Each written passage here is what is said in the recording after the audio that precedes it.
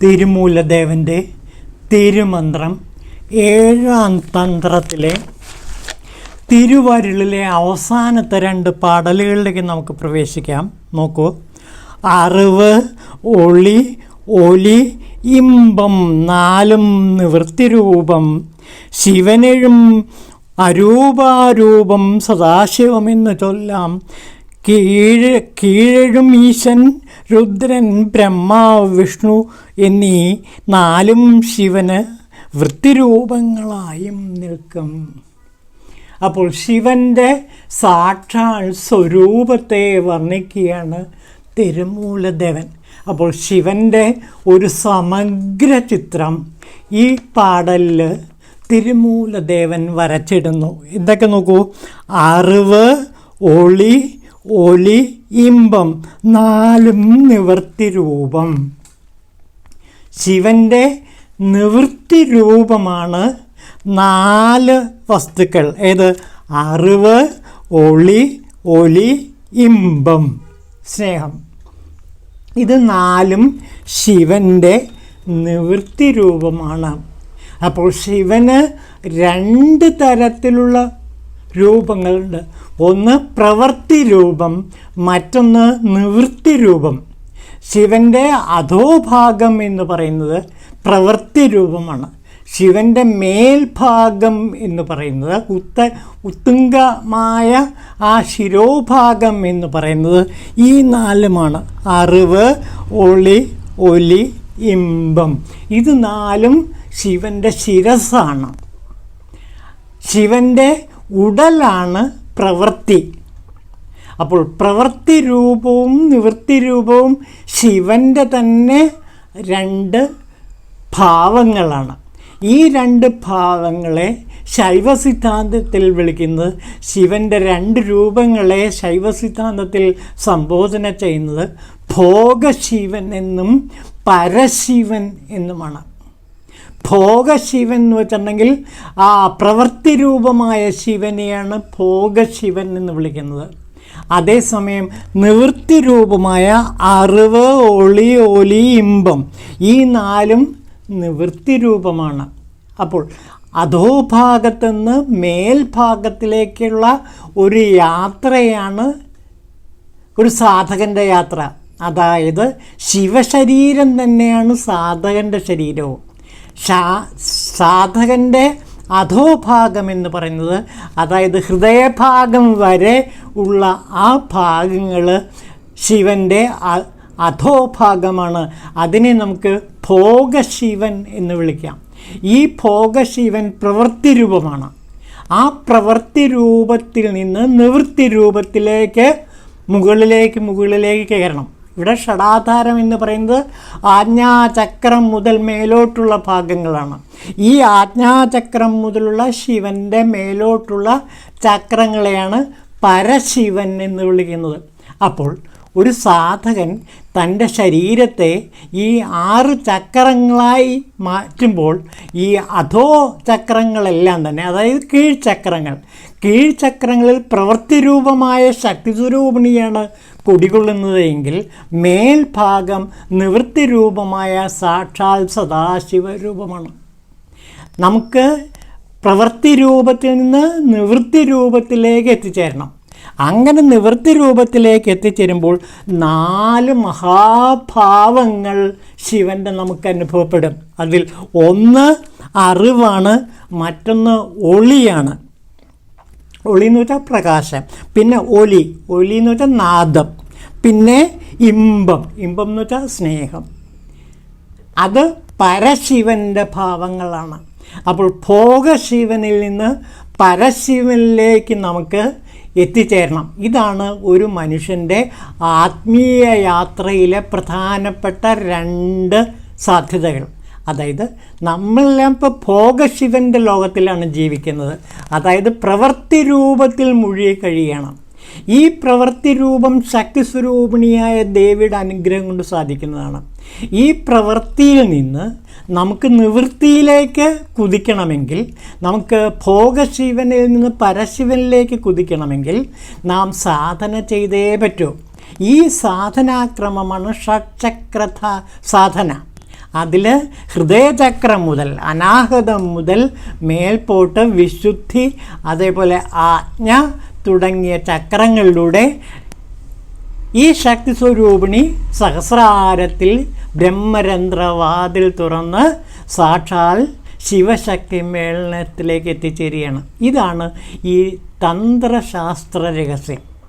അപ്പോൾ ഭോഗശിവനിൽ നിന്ന് എങ്ങനെ പരശിവനിലേക്ക് എത്തിച്ചേരാമെന്നാണ് തിരുമൂലദേവൻ ഇതുവരെ നമ്മളോട് പറഞ്ഞത്. അതായത് അനേകം സാധനാക്രമങ്ങളിലൂടെ നമുക്ക് നമ്മുടെ ശക്തിയെ മുകളിലേക്ക് നയിച്ച് നിവൃത്തി ശിവനായി പരശിവനായി നമുക്ക് മാറാൻ കഴിയും.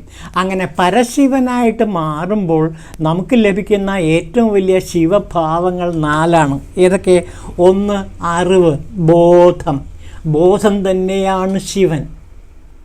ബോധം തെളിഞ്ഞു കിട്ടിയാൽ, നമ്മൾ കഴിഞ്ഞ ദിവസം പറഞ്ഞില്ലേ 3ാം കണ്ണ് തെളിയുക എന്ന്, ആ 3ാം കണ്ണാകുന്ന ബോധം തെളിഞ്ഞു കിട്ടിയാൽ നാം പരശിവനിലേക്ക് പ്രവേശിച്ചു കഴിഞ്ഞു. പിന്നെ ഒളി എന്ന് വെച്ചാൽ പ്രകാശം, ശിവപ്രകാശം ആർക്കാണോ കാണാൻ കഴിയുക, ആജ്ഞാചക്രത്തിൽ ശിവപ്രകാശം തെളിഞ്ഞു വരും. ഒരു സാധകന് ഇതൊക്കെ അനുഭവപ്പെടുന്ന കാര്യങ്ങളാണ്. അയാളുടെ സാധനാവേളയിൽ ഈ ശിവപ്രകാശം ആജ്ഞാചക്രത്തിൽ അല്ലെങ്കിൽ ഹൃദയചക്രത്തിൽ തെളിഞ്ഞു വരും. പിന്നെ ഒലി, നാദം, ദശവിധ നാദങ്ങൾ കേൾക്കും. ഓങ്കാരധ്വനി അയാൾക്ക് അനുഭവപ്പെടും. പിന്നെ ഏറ്റവും പ്രധാനപ്പെട്ടത് ഇമ്പം, അയാൾ സ്നേഹത്തെ സാക്ഷാത്കരിച്ചവനായി മാറും. അപ്പോൾ ഇമ്പം എന്നുള്ളത് വളരെ പ്രധാനപ്പെട്ട ഒരു ഘടകമാണ്. ശൈവ സിദ്ധാന്തത്തിലും ശൈവ കവികളും എല്ലാം തന്നെ ഈ 4ാമത്തെ ഭാവത്തിന് വളരെ പ്രാധാന്യം കൊടുക്കുന്നു. അതായത് ഇമ്പം, സ്നേഹം. തിരുക്കുറളിൽ ഇമ്പം എന്നൊരു അധ്യായം തന്നെയുണ്ട്. ആ ഇമ്പം എന്ന അധ്യായത്തിൽ ഈ ആത്മജ്ഞാനത്തിൻ്റെ പ്രകാശമാണ്, ഒളിയും അറിവുമാണ് ഇമ്പം എന്ന അധ്യായത്തിൽ ചിത്രീകരിക്കുന്നത്. അപ്പോൾ തിരുക്കുറളിലെ ഏറ്റവും പ്രധാനപ്പെട്ട ഭാഗവും ഏതാണ്? ഈ ഇമ്പം എന്ന അധ്യായമാണ്. നമുക്ക് തിരുക്കുറളിനെ കുറിച്ച് പിന്നീട് പറയാം. ഈ 4 നിവൃത്തി രൂപമാണ്. ഇതാണ് നിവൃത്തി. അപ്പോൾ പ്രവൃത്തിയിൽ നിന്ന് നിവൃത്തിയിലേക്ക്, ജ്ഞാനലോകത്തിലേക്ക്, ഒളി ലോകത്തിലേക്ക്, ഇമ്പം സ്നേഹലോകത്തിലേക്ക് എത്തിച്ചേരാൻ കഴിയും. അങ്ങനെ സ്നേഹത്തിൻ്റെ മഹാസാമ്രാജ്യം ഒരു സാധകന് അനുഭവപ്പെടും. അപ്പോൾ ശിവ സായുജ്യം എന്ന് വെച്ചാൽ സ്നേഹസായുജ്യമാണ്. സ്നേഹത്തിൽ നിന്നുദിക്കുന്ന ലോകം സ്നേഹത്താൽ വൃദ്ധി തേടുന്നു. ഇതാണ് കുമാരനാശാൻ പാടിയത്. സ്നേഹത്തിൽ നിന്നുദിക്കുന്ന ലോകം സ്നേഹത്താൽ വൃത്തി തേടുന്നു. അതുപോലെ മലയാളത്തിലെ പല കവികളും ഈ സ്നേഹസങ്കല്പത്തെ, ഈ ശൈവത്തിലെ ഈ സ്നേഹസങ്കല്പത്തെ പാടിപ്പോഴ്ത്തുന്നുണ്ട്. ഏറ്റവും പ്രധാനപ്പെട്ട ഒരു കവിത എന്ന് പറയുന്നത് പ്രേമസംഗീതമാണ്. മഹാകവി ഉള്ളൂരിൻ്റെ ഒരൊറ്റ മതമുണ്ടുലകിന്നുയിരാം പ്രേമമതെന്നല്ലോ പരക്ക നമ്മെ പാലമൃതൂട്ടും പാർവണ ശശിബിംബം. ശിരസിലുള്ള പാർവണ ശശിബിംബമാണേത്? സ്നേഹം. ഒരൊറ്റ മതമേ ഉള്ളൂ, അത് സ്നേഹമതം. ഒരൊറ്റ മതമുണ്ടുലകിന്നുയിരാം പ്രേമമതെന്നല്ലോ പരക്ക നമ്മെ പാലമൃതൂട്ടും പാർവണ ശശിബിംബം. അത് ഈ ശൈവ സ്നേഹത്തിൻ്റെ ഒരു കാച്ചിക്കുറുക്കിയ രൂപമാണ്. അപ്പോൾ മഹാകവി ഉള്ളൂരാകട്ടെ, അതേപോലെ തന്നെ കുമാരനാശാനാകട്ടെ, സ്നേഹത്തെപ്പറ്റി പാടുമ്പോഴെല്ലാം പാടുന്നത് ആത്മസ്നേഹത്തെക്കുറിച്ചിട്ടാണ്. ഈ ശൈവത്തിലെ ശിവസ്നേഹത്തെക്കുറിച്ചിട്ടാണ്, ഇമ്പത്തെക്കുറിച്ചിട്ടാണ്. ആ ശിവസ്നേഹം എന്ന് പറഞ്ഞാൽ ആത്മസുഖത്തിൽ അവസാനിക്കുന്നു. സ്നേഹം തന്നെയാണ് ആത്മാവിൻ്റെ സുഖമായിട്ട്, ആത്മാവിൻ്റെ ആനന്ദമായിട്ട് നമുക്ക് എത്തിച്ചേരുന്നത്. ഇതാണ് തിരുമൂലദേവൻ ഇവിടെ പറയുന്നത്. അപ്പോൾ മലയാളത്തിലെ കവികൾ, മഹാകവി ഉള്ളൂരാകട്ടെ അതല്ലെങ്കിൽ കുമാരനാശാനാകട്ടെ ചിത്രീകരിക്കുന്നത് മുഴുവനും ഈ ശിവസ്നേഹത്തെയാണെന്ന് ഓർക്കുക. ശിവസ്നേഹവും സാധാരണ ലൗകിക സ്നേഹവും രണ്ടും രണ്ടാണ്. ലൗകിക സ്നേഹം എന്ന് വെച്ചാൽ ഭോഗശിവൻ്റെ സ്നേഹമാണ്. നമുക്ക് അതിൽ മാത്രം മുഴുകി കിടക്കാൻ പറ്റില്ല. ഈ ഭോഗശിവൻ്റെ ഇമ്പത്തിൽ നിന്ന് നമുക്ക് പരശിവൻ്റെ ആത്മസ്നേഹത്തിലേക്ക് എത്തിച്ചേരണം. അതാണ് ശരിയായ ഇമ്പം. അപ്പോൾ ഭൗതിക സ്നേഹം അതിൻ്റെ ഏറ്റവും താഴ്ന്ന പടിയാണ്. അതിൻ്റെ ഉത്തുംഗ സോപാനം എന്ന് പറയുന്നത് ആത്മസ്നേഹവും ആത്മസുഖവുമാണ്.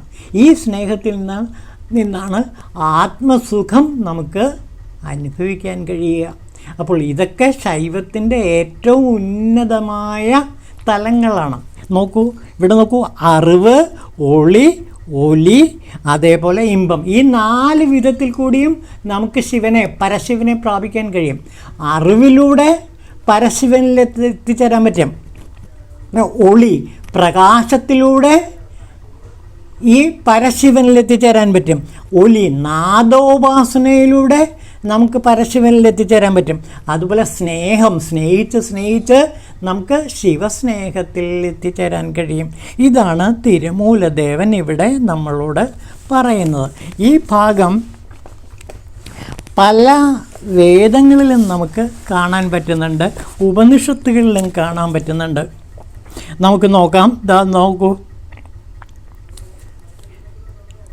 ഭഗവത്ഗീതയിൽ പറയുന്നുണ്ട്, അല്ലയോ അർജുന, ഈ ആത്മജ്ഞാനത്തിൽ വിശ്വാസമില്ലാത്ത ജനങ്ങൾ ജനിച്ചു മരിക്കാനുള്ള മാർഗങ്ങളിൽ തന്നെ ചുറ്റിത്തിരിഞ്ഞുഴലുന്നു. എന്നെ പ്രാപിച്ചാൽ മാത്രമേ അതിന് അറുതിയുണ്ടാകുള്ളൂ. അപ്പോൾ ഈ ഭോഗശിവനിൽ നിന്ന് പരശിവനിലേക്ക് എത്തിച്ചേർന്നാൽ മാത്രമേ നമുക്ക് ആത്മജ്ഞാനം കിട്ടുകയുള്ളൂ.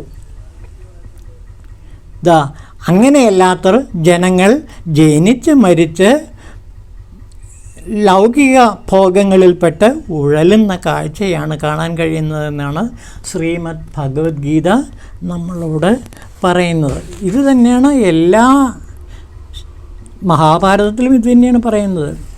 ആഹാരം, നിദ്ര, ഭയം, മൈഥുനം ഇവ മനുഷ്യർക്ക് പശുക്കൾക്കും ഒരുപോലെ പ്രാപ്തമാക്കുന്നു. ധർമ്മം എന്നുള്ളത് തന്നെയാണ് മനുഷ്യർക്കും പശുക്കൾക്കും തമ്മിലുള്ള ഭേദം. ധർമ്മമില്ലാത്തവൻ പശുവിനോട് തുല്യം. അപ്പോൾ ഭോഗശിവനിലല്ല പരശിവനിലാണ് ധർമ്മം കുടികൊള്ളുന്നത്. അപ്പോൾ ധർമ്മവും പരശിവനും അറിവും സ്നേഹവും ഒളിയും ഒലിയും എല്ലാം തന്നെ ഒന്നായി മാറുന്നു. അപ്പോൾ ധർമ്മം തന്നെയാണ് മഹാഭാരതത്തിൽ ചിത്രീകരിക്കുന്ന ഈ ഇമ്പം. മറക്കരുത്, മഹാഭാരതത്തിൻ്റെ കാതൽ എന്ന് പറയുന്നത് ധർമ്മമാണ്. ആ ധർമ്മം ഏതിൽ കുടികൊള്ളുന്നു? അറിവിൽ കുടികൊള്ളുന്നു, പ്രകാശത്തിൽ കുടികൊള്ളുന്നു, പിന്നെ നാദത്തിൽ കുടികൊള്ളുന്നു, അതേപോലെ പരമമായ സ്നേഹത്തിൽ കുടികൊള്ളുന്നു. ഇതാണ് മഹാഭാരതവും നമ്മളോട് പറയുന്നത്. അതുപോലെ ചിന്താരത്നത്തിലും എല്ലാം തന്നെ ഇത് തന്നെയാണ് പറയുന്നത്. അപ്പോൾ ഈ ശ്ലോകത്തിലൂടെ തിരുമൂലദേവൻ പ്രധാനപ്പെട്ട 4 പരശിവഭാവത്തെക്കുറിച്ച് നമ്മളോട് പറയുന്നു. ഈ 4 നേടുകയാണ് ജീവിതത്തിൻ്റെ ലക്ഷ്യം. ഒന്ന് അറിവ്, മറ്റൊന്ന് പ്രകാശം, മറ്റൊന്ന് ഒലി, നാദം, പിന്നൊന്ന് ഇമ്പം. ഇത് തന്നെയാണ് വേദങ്ങളിലും പറയുന്നത്. വേദങ്ങളിലും 3 പറയുന്നു. അസ്ഥി എന്ന് വെച്ചാൽ ഞാനുണ്ട് എന്ന ആ സ്ഥായിയായ അനുഭവം, അസ്ഥി. പിന്നെ ഭാതി എന്ന് വെച്ചാൽ പ്രകാശം. പിന്നെ പ്രിയം എന്ന് വെച്ചാൽ പ്രേമം, ഇവിടെ പറയുന്നത് സ്നേഹം. അപ്പോൾ ഈ 3 വേദങ്ങൾ ഉദ്ഘോഷിക്കുന്ന പരശിവൻ്റെ ഭാവം. അതായത് പരമാത്മാവിൻ്റെ 3 ഭാവങ്ങളാണ് അസ്ഥി, ഭാതി, പ്രിയം. ഈ അസ്ഥി ഏതുമായി ബന്ധപ്പെട്ടിരിക്കുന്നു? അറിവുമായി ബന്ധപ്പെട്ടിരിക്കുന്നു. അറിവ്, ഒളി, ഒലി, പ്രിയം. അപ്പോൾ നമ്മൾ തിരുമന്ത്രം പഠിക്കുമ്പോൾ പരശിവനിലെ ഈ 4 ഭാവങ്ങൾ ഉൾക്കൊള്ളാൻ ശ്രമിച്ചാൽ മാത്രം മതി. അതിനാണ് ഈ സാധന ചെയ്യുന്നത്. സാധന അറിവിലേക്ക് എത്തിച്ചേരാൻ, പരശിവനിലെ അറിവിലേക്ക് എത്തിച്ചേരാൻ, അതുപോലെ പരശിവനിലെ പ്രകാശത്തിലേക്ക് എത്തിച്ചേരാൻ വേണ്ടിയാണ് ശിവസാധനകൾ ചെയ്യുന്നത്. അതേപോലെ നാദാനുസന്ധാനത്തിന് വേണ്ടിയിട്ടാണ് നാം ശിവസാധന ചെയ്യുന്നത്. അതേപോലെ ഇമ്പത്തിൽ എത്തിച്ചേരാൻ വേണ്ടിയിട്ടാണ് ശിവസാധന ചെയ്യുന്നത്. അപ്പോൾ എല്ലാ സാധനകളുടെയും ആത്യന്തികമായ ലക്ഷ്യം പരശിവത്വത്തിലേക്ക്, അതായത് പരമാത്മാവിലേക്ക്, പരമസ്വാതന്ത്ര്യത്തിലേക്ക് എത്തിച്ചേരുക എന്നുള്ളതാണ്. ഇത് തന്നെയാണ് പരമമായ സ്വാതന്ത്ര്യം. ഇതാണ് മനുഷ്യൻ്റെ ആത്മാവിൻ്റെ സ്വാതന്ത്ര്യം. ഇവിടെ ഒരു അടിമത്ത ഭാവവുമില്ല. ഞാനും ശിവനും ഒന്നാണ്. രണ്ടെന്ന് ഭാവം ഉണ്ടാകുമ്പോഴാണ് അടിമത്ത ഭാവവും യജമാനത്ത ഭാവമൊക്കെ ഉണ്ടാകുക. ഇവിടെ രണ്ടും ഒന്നായി തീരുകയാണ്. ശിവനും ഞാനും ഒന്നായി. ഞാൻ പരശിവനായി മാറുന്നു. ഭോഗശിവനിൽ നിന്ന് പരശിവനിലേക്ക് ഞാൻ ഉയർന്നുയർന്ന് സ്നേഹത്തിൻ്റെ മഹാസാമ്രാജ്യത്തിലേക്ക് എത്തിച്ചേരുന്നു. അതോടെ എനിക്ക് ശിവസാക്ഷാത്കാരം ലഭിക്കുന്നു. പിന്നെ ഞാൻ ജീവിക്കുന്നത് ശിവലോകത്തിലായിരിക്കും. ഇതാണ് തിരുമൂലദേവൻ നമ്മളോട് ഈ പാടലിൽ പറയുന്നത്.